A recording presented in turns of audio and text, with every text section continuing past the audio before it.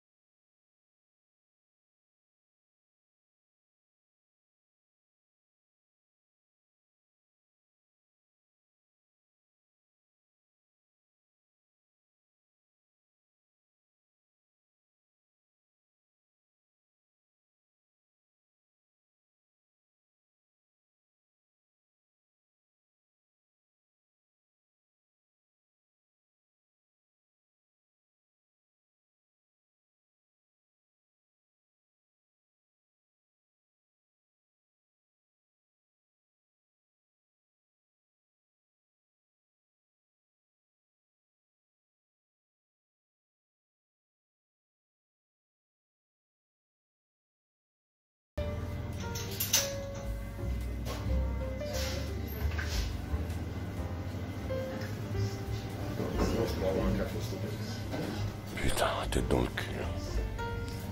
Ah, il a intérêt à être bien le film de papy.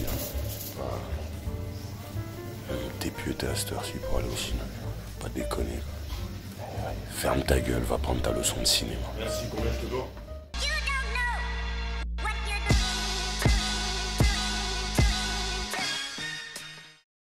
Connard! Monsieur Connard. Salut à toutes, salut à tous. Bienvenue dans la vie du connard en vidéo. Je suis Joseph Ali et j'ai été regarder Killers of the Flower Moon de Maître Martin Scorsese. Vámonos!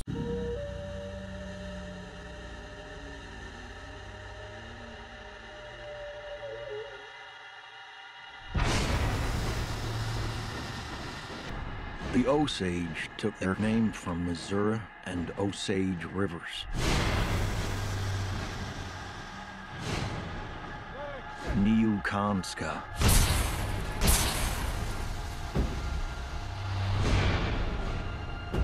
Move, said the great white father.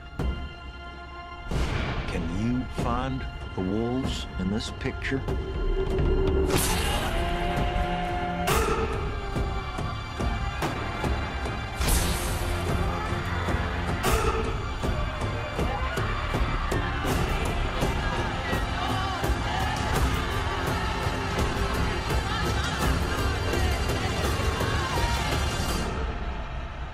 Can you find the wolves in this picture?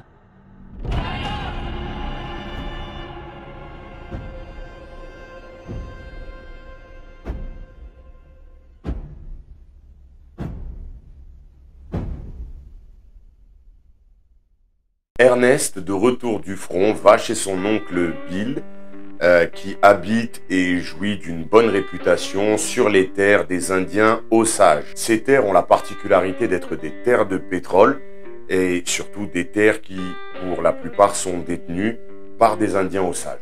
Ernest va s'installer, se marier avec une jeune femme indienne de sang pur, comme il est dit dans le film, et surtout qui est propriétaire, en tout cas d'une famille de propriétaires. À côté de cela, il va accomplir les tâches ingrates pour son oncle Bill, dit The King. Ce ne seront pas toujours des tâches honnêtes ou légales. Mais ça va commencer à se voir et à attirer l'attention. À la photographie, alors c'est beau, c'est élégant, c'est travaillé, c'est esthétique. Il y a des plans. Là les plans, la photo est nickel, le département est parfait. À la réalisation, on a de l'alternance entre le grandiose, l'intime. Il y a des fois où on démarre sur un plan serré et le travelling arrière part. On reste sur la même séquence et en fait, on finit sur un plan d'ensemble sur les plaines en drone. C'est juste, voilà quoi, c'est une boucherie. Martin Scorsese a comme toujours quelque chose à nous raconter, mais il n'en oublie pas de nous captiver par le récit avec une intrigue proche du thriller concernant justement les fameux meurtres. On est face à une maestria rarement égalée. Alors oui, c'est vrai, il y a quelques petites longueurs, mais c'est vraiment peanuts, quoi. Je dirais quoi? Allez, un quart d'heure, 20 minutes, mais en dehors de ça, c'est nickel. À la mise en scène, c'est une leçon. Si tu veux que je te dise, c'est clair, propre, parlant et captivant. Des mouvements de caméra parfaitement pensés, parfaitement orchestrés, parfaitement choisis. Y a rien à dire. Le scénario est très bien écrit, c'est clair, ça expose tout de suite les enjeux en mettant en avant l'intrigue sans oublier de dépeindre les personnages de façon subtile mais très très claire et limpide. On a une histoire qui avance tranquillement et en prime, on se prend un cours d'histoire sur les Indiens Osages et sur les Native Americans en général aux États-Unis. Là aussi, c'est parfait. Au casting, c'est quand même high level. Déjà, Leonardo DiCaprio, il reste le meilleur acteur de sa génération et je crois qu'il n'y a pas de discussion possible. Lily Gladstone livre une performance parfaite de justesse et de beauté vraiment remarquable. Robert De Niro égale à lui-même, c'est-à-dire un des meilleurs ou des plus grands acteurs de l'histoire du cinéma. Tout le casting est parfait. Déjà, il n'y a que des pointures et en plus, c'est que des pointures parfaitement dirigées. La musique, elle était très bonne, très juste et juste utilisée comme il faut. Il n'y a pas trop de musique, c'est discret, c'est minimaliste, mais en même temps, ça habille, ça fait ce que ça doit faire en étant riche de personnalité. Donc, écoute, c'est une masterclass. Il n'y a pas grand-chose à part peut-être les petites longueurs et puis il y a d'autres... il n'y a rien, c'est vraiment parfait. La note, ce sera 8,75 sur 10, mais bon, on s'en fout, je suis qu'un connard qui donne son avis. Killers of the Flower Moon, c'est un putain de bon film. Matériellement, d'un point de vue pratique, c'est vrai, 3h30, c'est long. Mais je vous assure que il m'a paru moins long que des films d'1h15 que j'ai vus même cette année. Donc, franchement, c'est pas, ça, on les sent pas. Moi, je sais qu'il y a eu le moment où j'ai eu envie de fumer au bout de 2h30.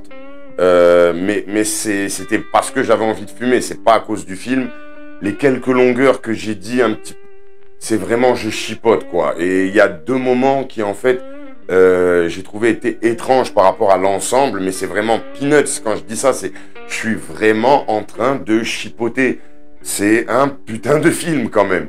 C'est vraiment El Maestro à l'œuvre. J'ai vraiment hâte de la voir en Blu-ray parce que c'est indispensable.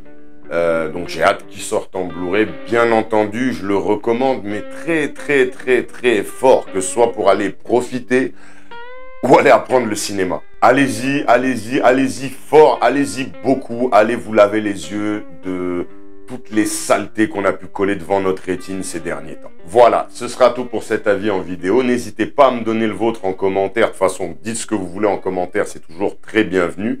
Abonnez-vous pour ne pas manquer les futurs contenus. Mettez des pouces, ça vous permet de me soutenir totalement gratuitement. Vous avez la possibilité de me soutenir de manière plus active, déjà ici même sur le Super Chat, ou alors sur Tipeee ou Paypal. Les liens sont dans la description. Je vous dis à très très vite. D'ici là, take care. Cheers!